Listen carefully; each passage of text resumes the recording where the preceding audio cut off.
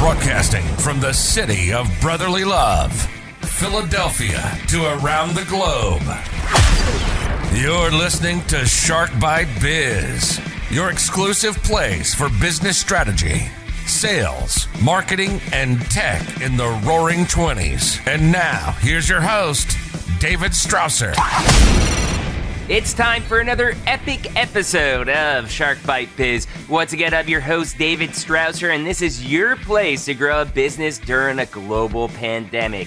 Nearly every episode of the podcast, we've had a recurring theme. It's that content is king, as the cliche goes, and now is the time to create, rebrand, redesign, and just get yourself and your brand out there. We're at a point in time where people are brands. And I'm not just talking about people like Brad Pitt or other famous Hollywood actors or somebody like a Tony Robbins, but the average person is also a brand. I'm a brand. My expertise in business, process automation, sales, and all that good stuff is my personal brand.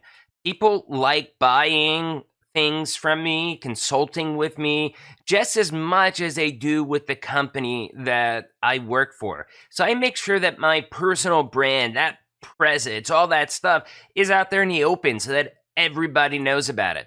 I think more people need to be a little bit more conscious of their own personal branding, though. I think we're in an awakening right now because many people are publishing their own shows, their own podcasts, or writing their own books and blogs and ebooks and all that stuff. So it's really cool to see how this stuff's really progressing. I'm constantly being asked for advice about my show, how we produce it, how we record the interviews, how we do this, how we do that. And, therefore, I wanted to bring in an OG podcaster, okay? Somebody who did it before it was fashionable. Somebody that's been podcasting for over 10 years in a weird time when it was almost like podcasting in a way was like doing a live radio show, but over the internet. So it's really evolved in what a podcast is, and it's still evolving. Now, podcasts are becoming with video, just as we have it right now. So we'll talk about things like content, guests, the monetization of podcasts, and even touching slightly just on the cancel culture and things you can kind of do to protect yourself. I know, me personally, I'm extremely cautious with what I say on the show just because you don't want to alienate anybody. But besides that, I mean, my biggest fear with the podcast is that I say something, perhaps it's kind of taken out of context or whatever it may be, and it's like, there it goes, Shark Bite Biz is done. So it's a real thing to kind of worry about these days. So we're going to kind of talk about that for a little bit too, just how to protect yourself. And I guess you're wondering now, so who is today's guest? Well, unfortunately, Joe Rogan did not accept the invite to come on, but I got somebody better, Jim Mallard. Jim Mallard is the executive producer and host of the groundbreaking Malliard Report. This entertaining and enlightening show airs every Tuesday at 9 p.m. Eastern, in addition to being internationally syndicated rebroadcast on many radio networks.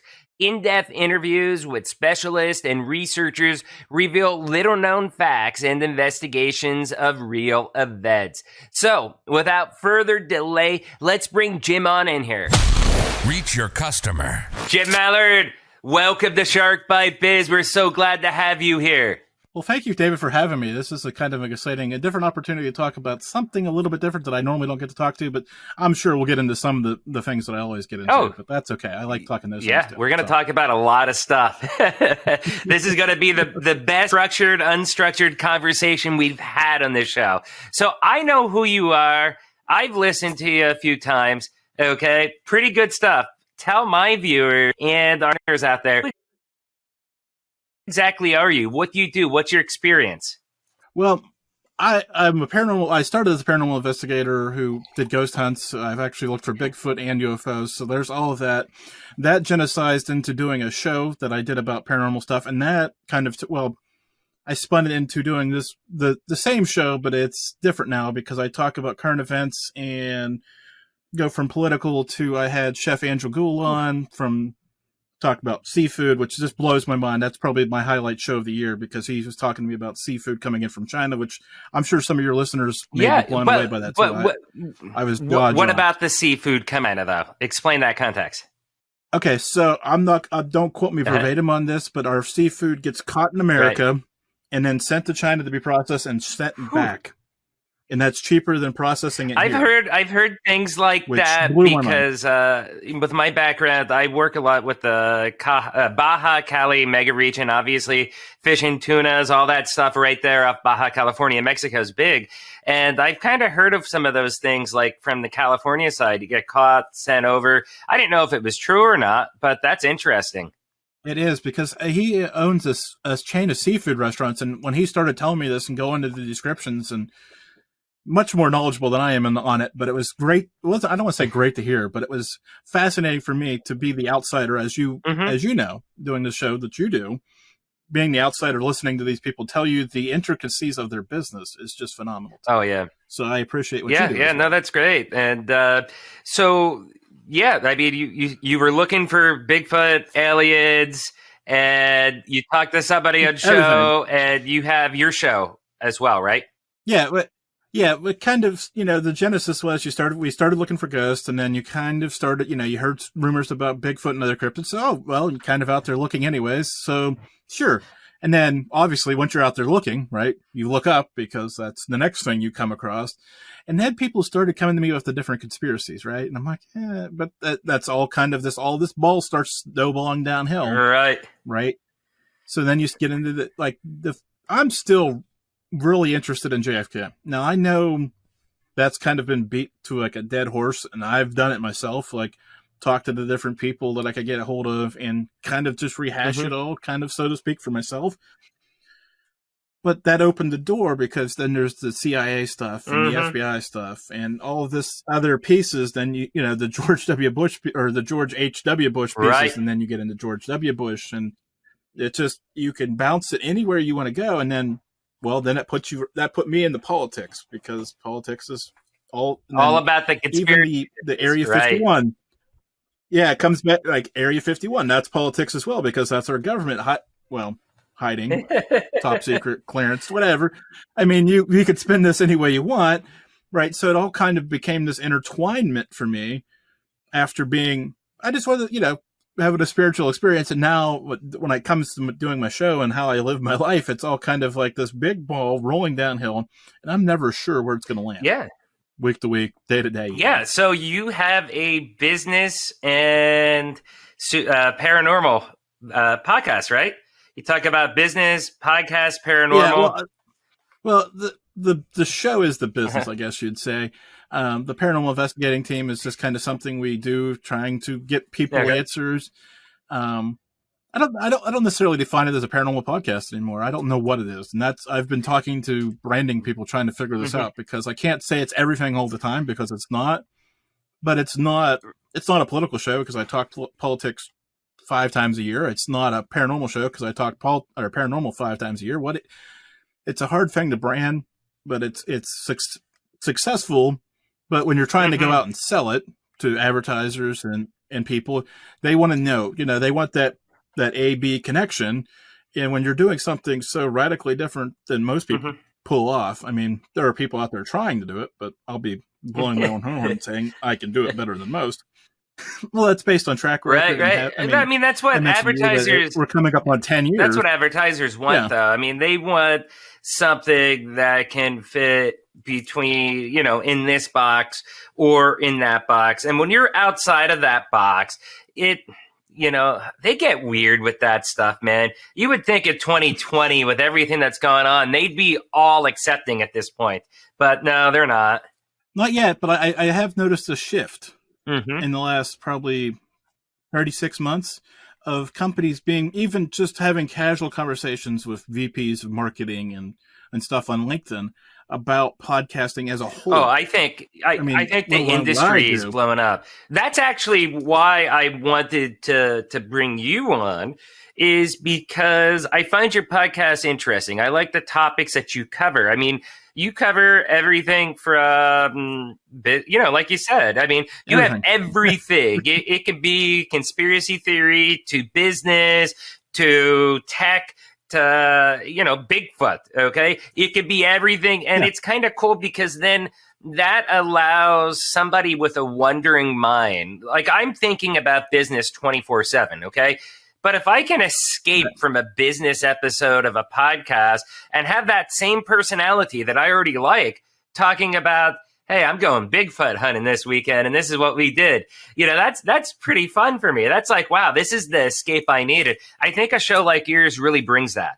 That's why I wanted to bring you on, because how you can make a business out of that and how people can follow their dreams to make a business model of it.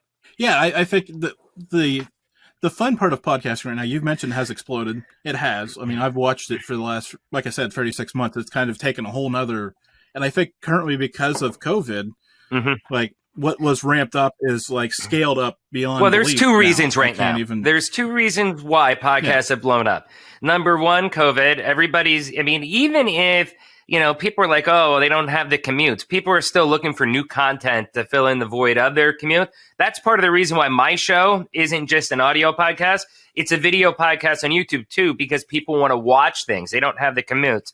Number two is Joe Rogan, man. Joe Rogan, I think, really has blown up. He blew up. The Spotify thing, it really brought a big, huge light to this whole industry. I know there was some podcasters that thought he was out of his mind and he sold his soul. No. We can, degrade that any further than that. If somebody came to me and offered me a tenth, 100th, maybe somewhere in there's some fraction, right? I'm not sure what it is, but of that money to put my show exclusively on whatever their platform is. I won't lateral the list because it's just remarkable anymore where these are headed. But I think because of Rogan and because of that exclusivity, in the next 36 months, we'll be seeing Spotify or Stitcher or TuneIn, whoever, chasing the quote-unquote Netflix of podcasting. Right? Because I love that term. Everybody has it until they don't. As we start seeking exclusivity for these shows, there's a lot of great shows out there that are, radio shows that are just kind of dumped on. But as people are getting out there and seeking that in between, that next level down, and somebody's going to go out there and run the market on that and legitimately put together the Netflix of podcasting and be able to charge $9.99, maybe even $19.99 a month for it and make millions. I think so too. You just had Anchor FM. They were just purchased not too long ago by, I don't remember if it was Spotify, Amazon, but it was one of those larger tech companies. And slowly but surely, it looks like some of these smaller independent podcast hosting sites, because Anchor, I guess for people that don't really know how this works, it's basically a site where you're able to host it and you get some benefits for the actual raw data. And it seems like no matter if it's hosted on whether someone's accessing the podcast episode from iTunes or they're pulling it from Google Podcasts or Spotify, it's all pulling from that central site. And now that I'm starting to see sites like that, those hosting sites get bought up for their technologies and stuff by bigger tech conglomerates, it's like, yes, podcasting is the future. Well, you also have to be aware of sites like Anchor, because in the fine print of those terms of services you agree to use, some of those sites own your content. Yes. And there is value in that content, especially, Anchor, everybody's fleeting there because it's free. But if they own your content and own your show, and then they turn, say I get Joe Rogan on my show, just for an example. Spotify, right? purchase. If they own, I just looked it up. If they own, so that's kind of the bad position. But if somebody else, like, we'll take Alex Jones, because Rogan and Spotify already have a deal. But they take my Alex Jones interview that I hypothetically have done, and then they run it and make money on that because they take it from me and sell it for $9.99 because they own it. I don't have any recourse, and they're making money on mine. Oh, yeah. And that's part of the reason they're buying that content, because they can repurpose it for whatever. And Audio Adventures, I mean, No, what I mean, like, think about Audible. Oh, yeah. Get Audibles in the podcast space too now. Oh, yes. I saw that. Saw that as well, too. And you can find Shark Bite Biz listed on Audible. So I saw this as far as when I was going to set up this podcast. Yeah, some time has passed since I researched it, but that was one of the big things that I noticed. Like a site like Anchor.fm, at least at that time, okay, I don't know if it's like this currently, but it was like, yeah, well, they'll get you on Spotify or iTunes and make it really super easy for you compared to a site, I think I went with Podbean, where I had to manually set it up. It was still pretty easy, but I have to manually do everything. The difference was ownership. You have no idea how easy you have no idea how easy it is today compared to when I started. By the way, tell us a story. How hard was it for you when you set up 10 years ago? Okay, so you mentioned getting on. Okay, so it was iTunes then. It's Apple Podcasts. Right. Now, so that's first and foremost. So if I refer to it as iTunes, you'll understand that it's just the old guy. I still refer to it that way. Okay, so you had to manually submit to them. So you had to track down. You had to sign up for iTunes first and foremost, and then go into their back through. It wasn't like a simple thing to find. You had to go in and dig deep to submit your podcast, put all the information in, submit it. You'll get you got an email that said your podcast had been submitted. You'll hear from us in 6 to 8 weeks if you've been approved. Wow. Okay. So I wait that 6 to 8 weeks, and I was rejected because my cover art wasn't big enough. Okay. What a, rookie mistake. I didn't know. I just threw the cover art up. I didn't know they had standard sizes. So I appeal to get back on. 6 to 8 more weeks later. Wow. I got this approval message from them that I'd be listed in the next month. Month. Right. So now month. So that's 6 to 8. So the first, we'll say 6. So that's 12, 16 weeks of waiting to get on that one particular. I mean, it's still the dominant podcast place. Right. But back in the day, now you're talking about going to Podbean and having to submit it, and you're hearing back within 2 to 4 weeks. And like it tells you when you go to upload, you need, 3,000 by 3,000 now, whatever it is. I can't remember anymore. It just changes all the time. And this, like it's right there. Like if you're not meeting their standard, it pops up and tells you. Oh yeah. Before it was kind of like, you didn't read the guidelines. And I'm like, guidelines? And then you have to hunt the guidelines, and you're like, scrolling down through, and it says cover art must be 800 by 800 square. Yeah. And I went, oh, well, mine wasn't square. Yeah, I think nobody else was looking. I think it's 3,000 by 3,000 now, if I remember correctly. And I think that's I've been reading some tea leaves that might be changing with iOS 14 coming out. They might want it bigger, which just blows my mind. But. And it drives me nuts about Apple. Can I do an Apple rant right now? And I'm sorry to everybody listening at iTunes, but it's almost with a lot of this stuff, their restrictions are so strict that, they force the market to go by their standards. I mean, if you're doing a podcast, are you really going to individually edit each one of your episodes for every platform out there? Or are you just going, okay, well, Apple's standards meets the requirements for everybody else and just do it to that standard? You know what I mean?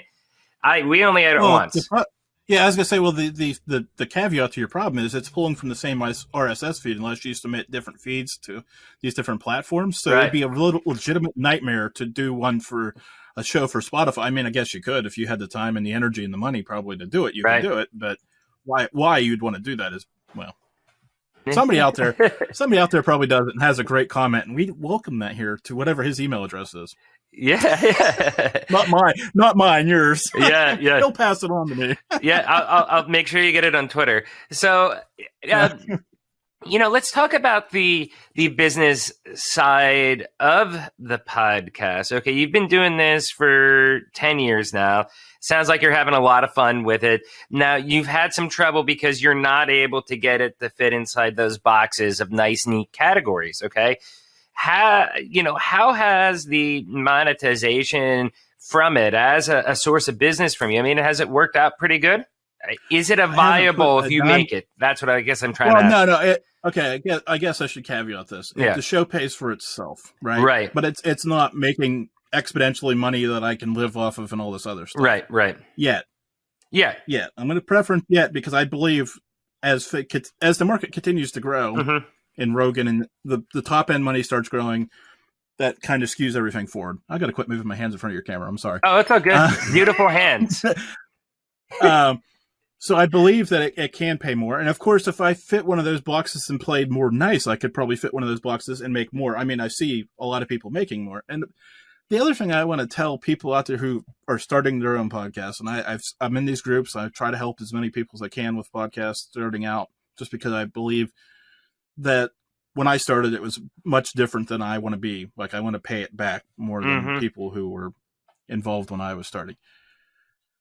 People are out there seeking tens of thousands of dollars right off the top when they start their show, which is okay. You're allowed to do that. I'm not saying you can't do that, but build an audience and build a niche and build a brand name and then go ask for that money. You'll get it. No, I totally that's part agree. of my problem. Like, I don't go out there asking for large sums of money. So I'm just interested in keeping this going and keeping the outside the box thinking that I can accomplish by taking less, because I don't want to feel boxed in by some guy saying, I'm a paranormal company and I paid you to do paranormal shows, because that's what, the money's going for, or whatever it may be. Right. So, and I think that's a problem too. I mean, same with this show. I started this show like, hey, look, if I can make a couple bucks, nice. But that's actually the point of the show for me. My point is that we got hit by COVID. Global pandemic went on. I'm not able to network, not able to meet people. And I like connecting and meeting people and connecting people to other people that I know. Can't do that, So I'm like, hey, I'm going to launch this podcast that I've been sitting on for 5 years. I registered the domain 5 years ago, and it took a global pandemic for me to figure out, like, hey, how should I launch it? What should I do? And even with doing it, it's like, would I want the show to pay for itself? Yeah, I mean, we're monetized on YouTube. We get a couple bucks rolling in, but that's not the point of it. I mean, really, the point is to help people grow, help myself grow. Because me talking to people like you, I mean, I'm getting an ROI just hearing from your experience with your up and downs on the podcast, and to me, that's worth a fortune. So, each your own, I guess. You mentioned networking. Yeah. You mentioned networking. That is phenomenal, because back in the early days of the show, way back, I dabbled out. This is when this was still early, right? I had a paranormal romance author on my show, and I was on a streaming online. Yeah, anyways, that show went sideways in a hurry, probably about the midpoint, when she realized that I wasn't necessarily comfortable with that aspect of it. And she has a great outgoing personality that, as you can imagine how that went. But but now it'd be like, I'd be chopping it back. But then it was kind of like, oh, what the world am I into? But I was on an internet network at that time. So I was on the quote unquote morning show that morning. And that show was more literary focused. So it was a great chance for me to come on and say, hey, I've got this author on tonight. Right. So I did. Of course, because that's what you do. You show up anytime somebody asks you to talk, you show up. So I went and did that. And then I did my show that night. And a couple days later, I got a message from the author that was on and said, hey, I had a great time on your show, but you'll never guess what.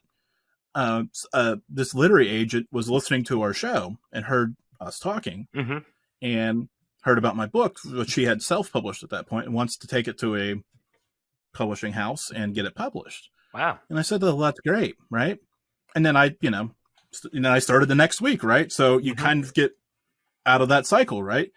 And then, hey, my next book's coming out. Can I come back on? And then I remembered that second part of the show, and I went, yeah, why not? Let's have some more fun. Because like I'm a glutton for punishment. The listeners loved it, so whatever. It was great. Yeah. That's amazing, Go keep going, then, sir. Fast forward, the literary agent got back involved because of it kind of fizzled there for a little bit, but they came back in because of the next book coming out, picked it up, got it published by a major house, and actually got it into Target before it was all said and done. Wow. And that's your book then as well too, right? No, this is her book Oh, altogether. her book. Sorry. I got confused. But that's the networking opportunity by having been on that morning show, hitting the right person with the opportunity to listen to another show with another author, and having a good conversation with somebody who sold themselves well on their show, on your show, right? And then kind of just letting the seeds plant and fall where they may, and then when the book ends up in Target, it's kind of like. And I have a copy over there on the shelf that I bought at Target just because It made I you feel good, right? I see in your studio you have a few of those trophies of victory as well, just because that doesn't happen. I mean, that's the only time that's happened, and I had to mark the moment. So, yeah, no, that's great, and that's one of the things that I tell people. I mean, you have that networking opportunity to really get kind of personal with a lot of people, but I think over time too, a lot of people don't even think about the SEO aspect of it. You get that stuff embedded into the internet. Right. Yeah. Something 5 years from now that you could have never thought of. You're showing up in this one person's specialized search. They find you because of this random interview you did. And then bing, bang, boom. Next thing you know, you just got a whole new ROI on that interview. So it's, it goes in mysterious ways. Yeah, the return, as I tell people, especially when I'm talking to the sponsors, I'm like, hey, this interview will be out there for the next 8, 10, as long as I'm doing my show, that interview, I'm going to keep hosting that. It'll be out there for the next 8, 9, 10 millennia. Yeah, well, if it's secured right? Hopefully, in theory. But at least, go ahead. No, I was gonna ask. Yeah. Sorry, I got a lot of questions for you because I mean, I love talks like this. These are probably some of my favorite conversations where you could talk about crazy stuff on one hand, and then on the other hand, we're talking straight business, and they kind of just have a intersection where they mingle right here. And, interviewing people like you is always awesome. So when you were starting out growing your podcast, obviously it's very different from how it is now. 10 years ago, when you told people, hey, look, I'm going to start this podcast. Okay. Mm-hmm. What was the reaction? I mean, did a lot of people really understand what podcasts were back then, or how'd that go for you? Well, a lot of people didn't, but there were people that knew what, I mean, there's two very different schools, right? People that knew what it were and like, why? Like, I understand what it is, but why? Yeah. And the people that are like, you're doing what on the where? You're doing radio on the internet? Podcast. I mean, because when I started, it was truly radio, right? It was live, and I didn't necessarily record those first few shows, so it was just for the people that heard it, which was a mistake. But that's water under the bridge that I've come to accept. Of course, I'm partially glad those shows don't exist because the older ones that do exist make me cringe. Same with me. I can't imagine how the early ones sounded. I blocked my own episodes on Sharkbite Biz for my YouTube account so that I don't see my first couple of episodes because I'm like, oh my God, I'm horrible. But over time, you get better. Yeah, and it's an art, right? Because it is literally an art because you have to learn the flow of when to ask and when not to ask the question. Because I remember there was a time that I prepared 16 questions. I do an hour show, so 16 questions is a lot of preparing for an hour show. But I wanted to have them so I could be prepared in case the guest kind of went, sure. I just did an interview like that. They're tough. They're tough. But then I got to the point where I was too busy focused on the next question because I've prepared so much that I wasn't necessarily actively listening to what the person was saying, as bad as that may sound. But this is the part of the process where I just wanted to ask my next question because but then I got to the transition point of understanding that, yes, you got to have something there to help guide your conversation, but it doesn't have to be so rigid that you have to sit there and focus on asking your question. Well, that's exactly what I was just telling you earlier. I mean, and my viewers know that too. I go into every question. I don't ever want someone to feel like, hey, I'm on NBC Nightly News and I'm interviewing my guest right here. No, it's an structured conversation, meaning that I have some guiding points of areas that we want to touch on, maybe even a question every now and then, just to make sure we can fill up the time. But when it comes down to it, we're going wherever the heck this conversation goes. I try to explain it this way to my when I have a guest on. Mm-hmm. We're going to go down Main Street, right? Right. And we're going to pick from your shops on your side of the road. And one of them, we're going to window shop for a few minutes, right? We're going to kind of gloss. And then we're just going to take that hard turn and you're going to tell me about one store. Right. And the next thing you know, it's going to be over. Like I had Rand Goldman on last night, a pediatrician from Vancouver. Oh. And he's like, hey, 25 minutes. I'm pretty sure we'll have everything that I need to talk about then. And I said, hey, just block out the hour for me, right? I said, I know you're nervous. And I said, you can pull the plug at any point if you get uncomfortable or you think we're done. Just say it. That's fine. I'll agree.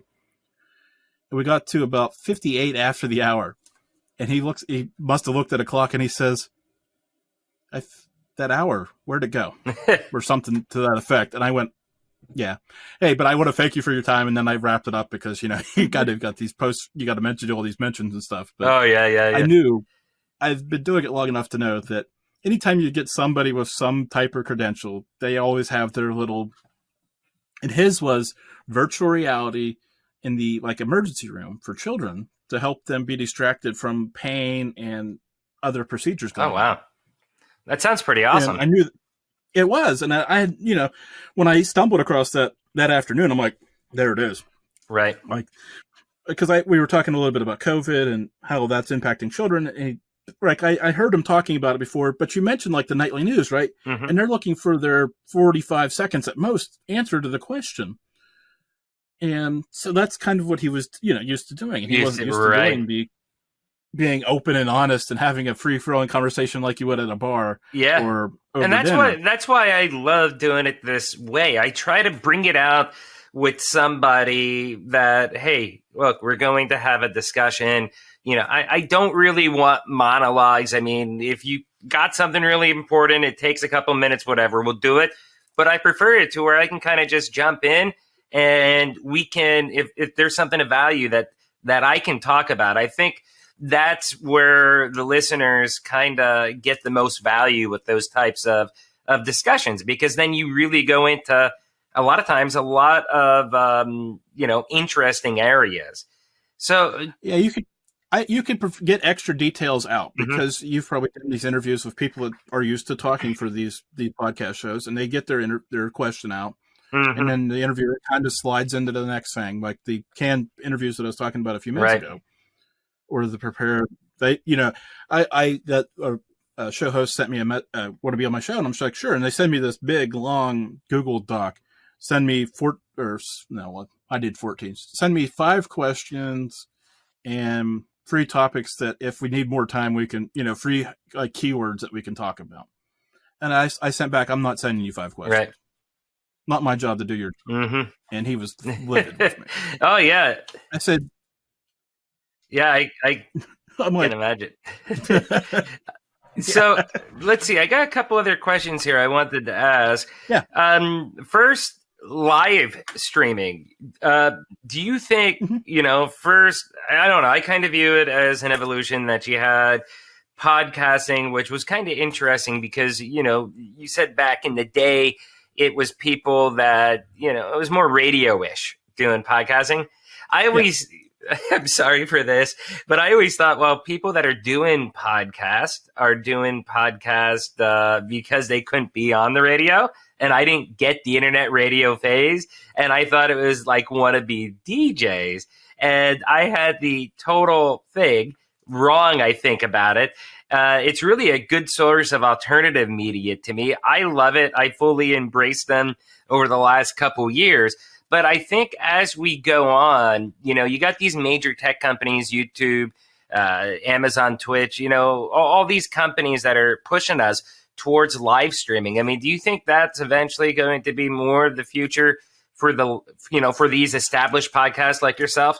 Well, I mean, I've never stopped doing it. Okay. So I guess I should preface my answer by saying that it just has been, well, when you start doing it and then you just keep doing it, I guess. Yeah. I mean, I thought about doing it recorded, but it became, on one level, I understand the polish and the things you can get. On the other hand, I kind of like that raw authenticity that I just had. So it was just really easy for me to say, I got to stay doing it. And plus, I know myself, if I don't do it Tuesday night at 9 p.m. Eastern, it might not get done because of how the family demands and the time demands of everything else that goes on.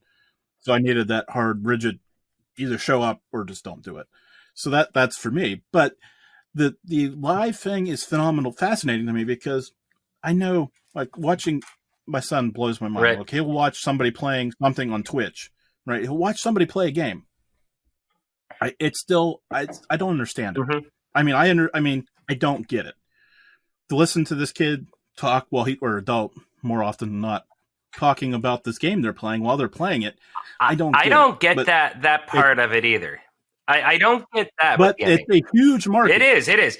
Yeah, I don't necessarily get it about gaming, but what I'm thinking about is, let's just say we got listeners out there. Okay, I guess I'll preface it with this context.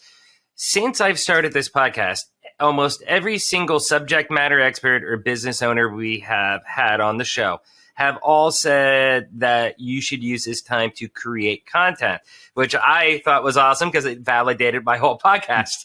But, should people that are just starting out, whether it's someone like me that's been around now for a couple months and more established, or someone that's starting out new, should they dive in right at the live stream, even though they're going to have 0, 1, 2 live stream viewers and build it up that way? Or is that something that people should add later? What's your take on that? It's a personal preference because there are some people with the anxiety of being live and you can look really bad being live. Yeah. There's clips on my show that you can look really bad being live in a heartbeat. So you have to accept that. If you can accept that and move on from that, it's for you. But there are other people who need that structure, excuse me, of being recorded. Mm-hmm. And I think there's a place for both of them because when you edit, you can get it down to 20, 25 minutes. Right. That works for some people. Some people like an hour. Now, this next jump scares me because I've been seeing numbers that say anything over 45 minutes is a problem these days. Yeah. So when I say an hour for me, it's kind of like I've been thinking, do I have to split it to 2 half hours? And that's going to be rough. But I'm almost thinking the same thing with Shark Bite Biz because I initially came out with 25-minute episodes. But then as I get people with you, the conversation's just so good. So I've been doing longer episodes because of that, 40, 45-minute, 50-minute episodes. And they're getting a lot of views, but the retention rate is a lot smaller. So that's where I'm wondering, should I split it up as well too? Yeah, and then I was getting to the long format shows, the 2, 3, 4 hour. Mm-hmm. I know I've talked to people that do the 4 hour shows, and I go, that's just ridiculous. Like nobody has time to listen to that. Right. And then Gordon from Those Conspiracy Guys, one of my fans' favorite, and he does great shows. His shows are at minimum 5 hours long, and I think the one he told me was like 12 hours. And I just laughed at him, like legitimately just laughed at him and said, nobody listens to that. And he's like, oh, they do. They pause it and come back to it. Oh yeah. And he's like, you won't believe the emails that I'm like, I totally believe you. I'm just saying that I don't, I think there too. You got to craft. That's a deep build. Right. But look at Joe Rogan there for a second. Okay. You're talking maybe 2.5 on the low end up to 4 or 5 hours. I think it's probably average around 3 to 4 hours. And within that, then he has his JRE Clips channel to where you essentially get all these 5, 10, 20-minute clips. He can make 20 videos off one of his live casts that just one of those clips will perform better probably than any of my episodes ever. And that's amazing. Yeah. And that clips video, or the video method works great.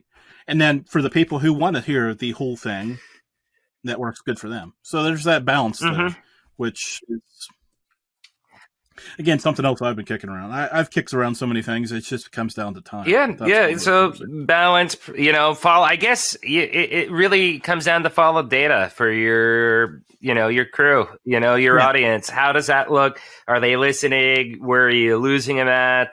And I think that's probably where it goes. Now, with your show, you advertise that you are not afraid of controversy. Did I read that right?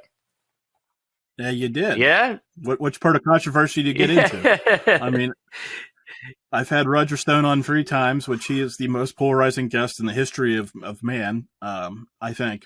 And then obviously when you talk about paranormal, you get into religions and all that other stuff. And I've had Harry Dunn on talking about finances. So, and I mentioned the paranormal romance author earlier. Of course, it's been a while since she's been on, but there's talking all the things they tell you not to talk about. So yeah, controversy kind of. You don't. Because I think a lot of people right now, too, they're thinking about, hey, I want to create, I want to start a podcast, stuff like that. And I think they're worried about controversy as well, too, because it's so easy for something to get blown up nowadays.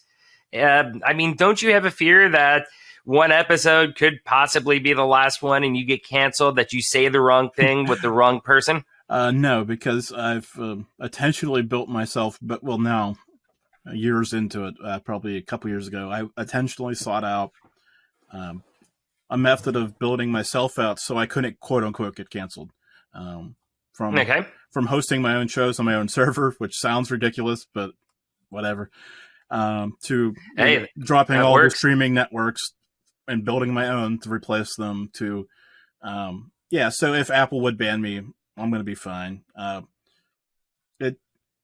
don't worry about controversy or being in the limelight, so to speak, because actually, right, that's what we're all seeking, attention. If it's good, bad, or indifferent, well, it's never attention is never indifferent. I don't think. So you just take what it comes, and I know, like, I've been running Roger pretty heavily. I'm going to plan on doing it through the election because like I said, there's either you love him or you hate him.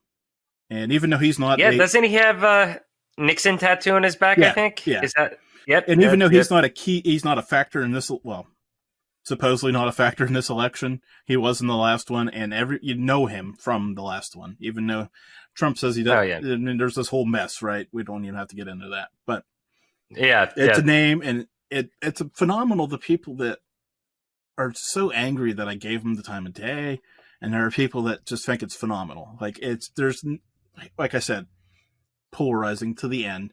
And, I even told him, I said, well, I don't agree with all your politics, but I'm just fascinated by the level of knowledge that he has about the game of politics, because he played it for so long. And playing the game of politics is the way to put it. Yeah. And, it's one of those things, love him, hate him, whatever. I don't care. I was kind of surprised. I watched the Netflix documentary on him, and I've heard of Roger Stone throughout the years, but I never honestly realized how good he was. Well, I guess how good he was at the political game. Okay. To make that clear, playing that whole thing up until I saw that documentary. And, it's pretty crazy. I mean, that's somebody that's had his hand in the cookie jar for a long time with American politics. And I will say this about him as well. It's not just politics. He is the greatest self-promoter that I've had on my show. Yeah? Why would you say that? Because he will take... I'll give you this example. Roger, thanks for being here. How are you today? Oh, Jim, I'm pretty good, da-da-da-da-da, and worked a book promo into his answer about how he was doing. Undefeated. That's pretty good. Undefeated. Yeah, I mean, So we do got to start getting wrapped up. I got 2 other questions for you, if you don't mind. Oh, of course. First one is, we're talking about the podcast, starting it up, and that's why, you, like I said, you've been doing it for 10 years. And that's why when I covered this subject, I really wanted to get somebody like you on this show. Do you think, like, podcasting in and of itself is a viable business for people thinking out there to start it, or should they be using it more as a tool to complement other things that they're doing? Kind of like how I use it. I use it complementary. I don't use it as a main business. I don't think podcasting in of itself is the business. Now, can you use it to sell books? Yes. Can you use it to sell X, Y, and Z? Yes. I don't think now, and maybe we talk about this again in 3 years and the money has changed significantly, which I think it's going to. But I think you have to have enough leverage already coming in, like Joe Rogan. Right. I mean, Joe Rogan was somebody before he started his podcast. Right. Any number of these Penn and Teller were people before they, like the top tier of podcasters were Right. somebody. Jordan Belfort. Yeah, were somebody before they started their podcast. Now, is that going Right. to change in the next few years, especially as traditional talk radio changes? Because let's be honest, Rush is getting older and not having the greatest health, and right, all these guys are getting older. You start peeling that layer away, and then as I think eventually some of these upper tier podcasters will get into other projects, video being, I think, where some of that's going to go, especially as we get back out of COVID and people can do video production shows, because people are now seeing the value of one-on-one interviews, not necessarily coming from the traditional mainstream media. So that'll shift them off the top, and you shifted the radio off the top.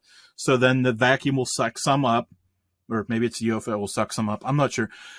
And maybe the UFO will suck some of them up and have mothership experiences, but that's a whole other problem. So can somebody make a living doing a podcast? Sure. But I don't think you can say me and you start a podcast tonight and suspect to make $10,000 a month next month. I think you have to run into it. And I think if it's a side project to a business where you're trying to network and trying to leverage something else, I think it's going to be phenomenal opportunity. I think that's the key right now. But like I said, I'm fully expecting that it could change.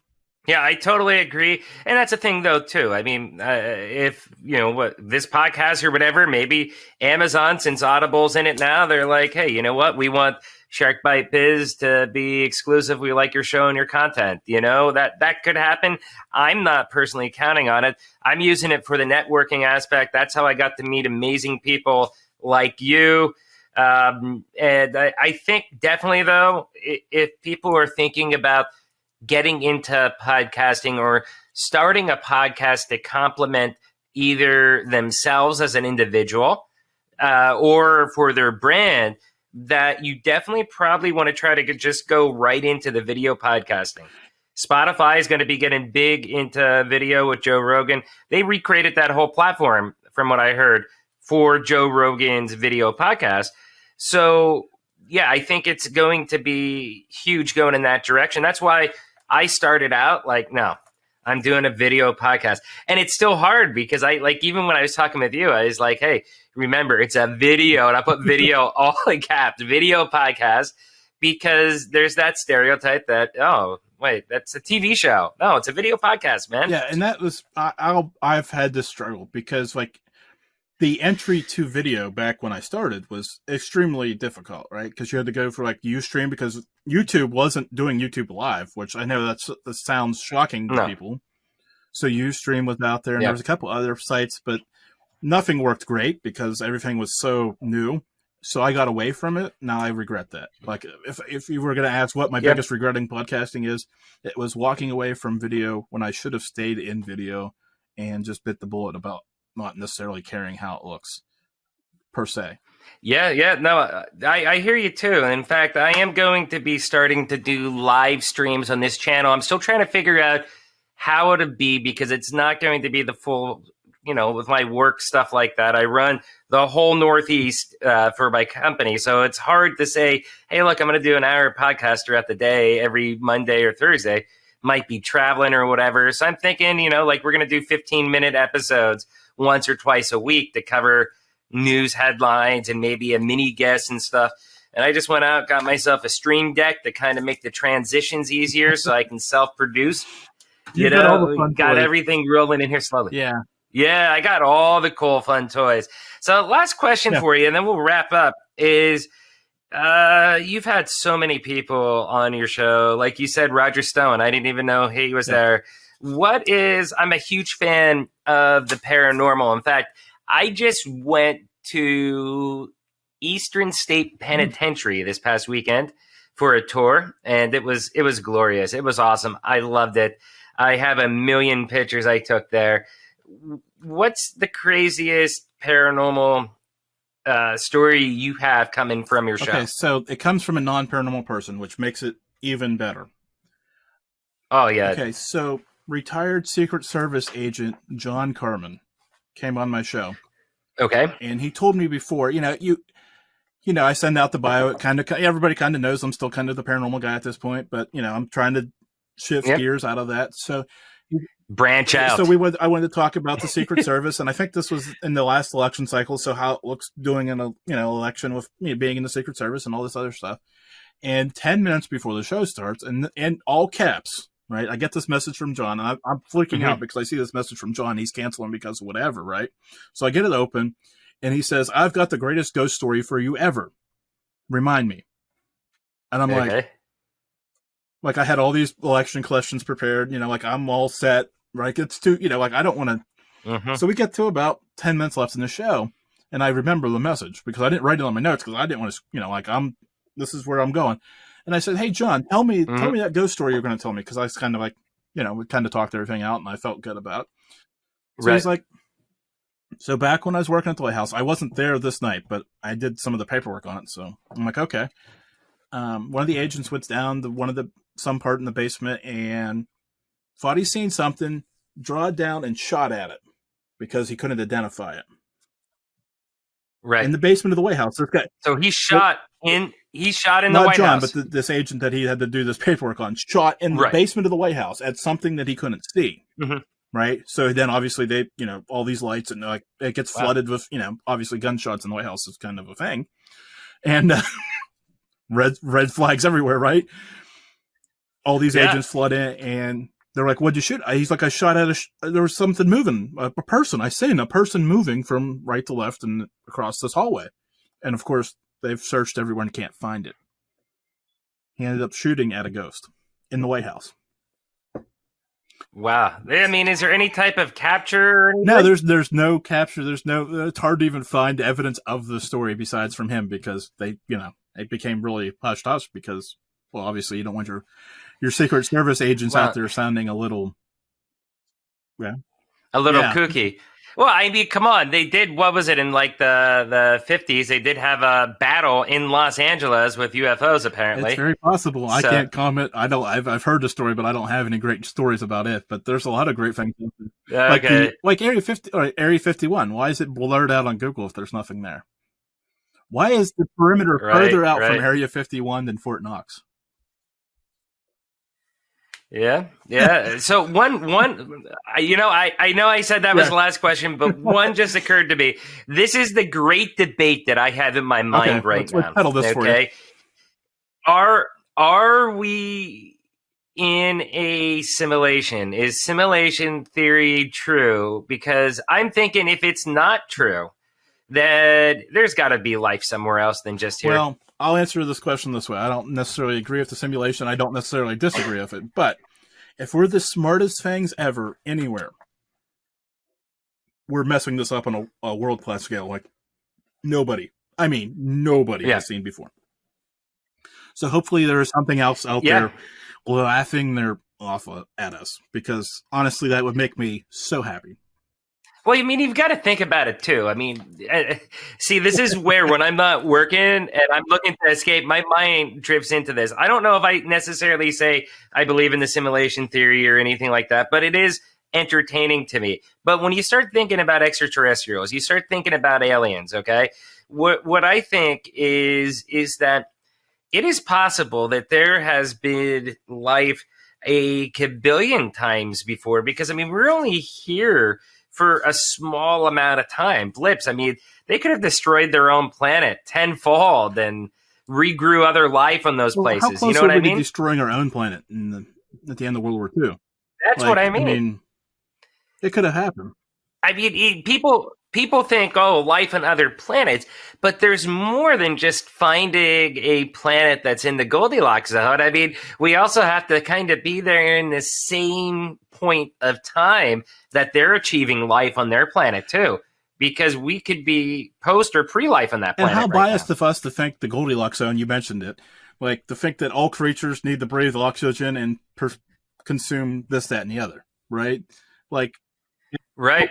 Or that they can't live in the ultra cold. We're just assuming everybody's like us. And we know on this planet, everything isn't like us. We've got fish, for an easy example, that aren't way different than us. I mean, so to assume everything is humanoid everywhere is just well, fun.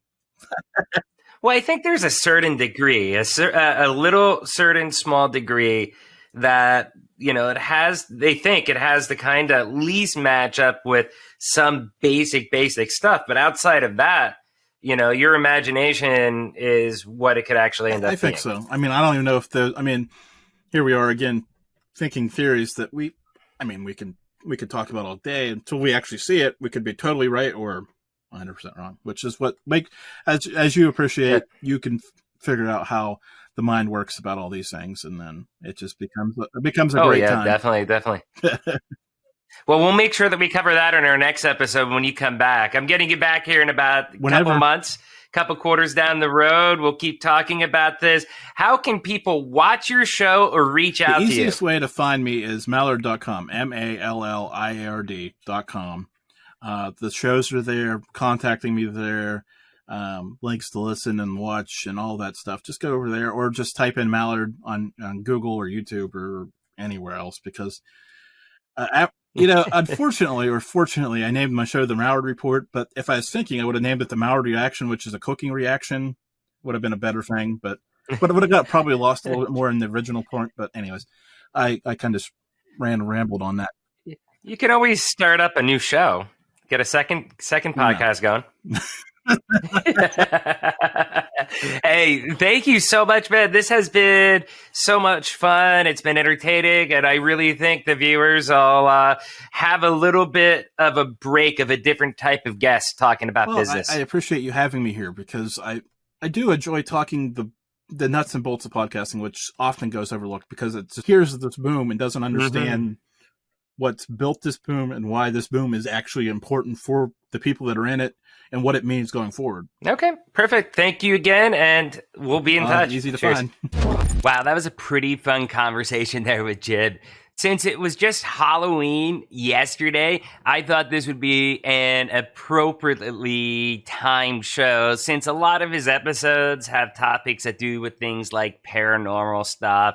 And, he's got some fun stuff out there. Some of it you may be a fan of, some of it might not. But, the main point of having this conversation and why I felt that it was relevant and wanted to have Jim on the show was to discuss the content creation.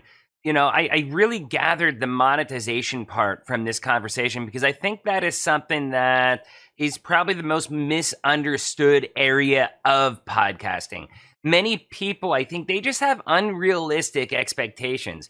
Yeah, you can make money. Maybe you can get some sponsors. You can get ad revenue off places like YouTube, stuff like that. But you should probably think of it more like a complement to your other revenue streams rather than something you can bake on, okay? It should be a complement to your overall brand strategy.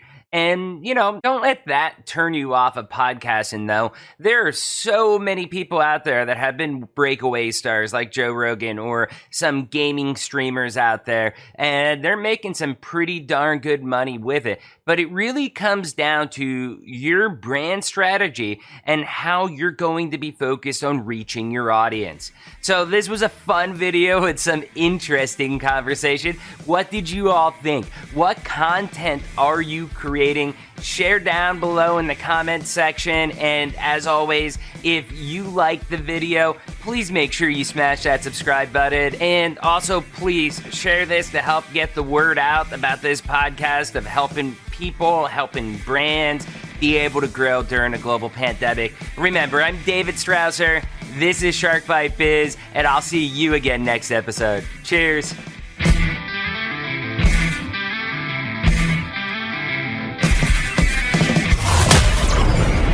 Thank you for listening to Shark Bite Biz. We hope you got some insightful info from this podcast. Be sure to subscribe to us through your favorite podcast app and visit us on the web at www.sharkbitebiz.com. How has business changed for you in the 20s? Email us at podcast@sharkbitebiz.com so you can join us and share your story.